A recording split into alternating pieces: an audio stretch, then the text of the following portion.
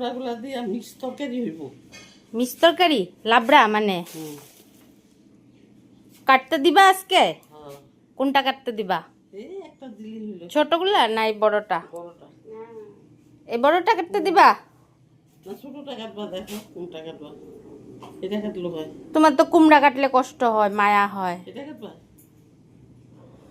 বড়টা দেন, বড়টা। বড়টা দিমু বদ্দি?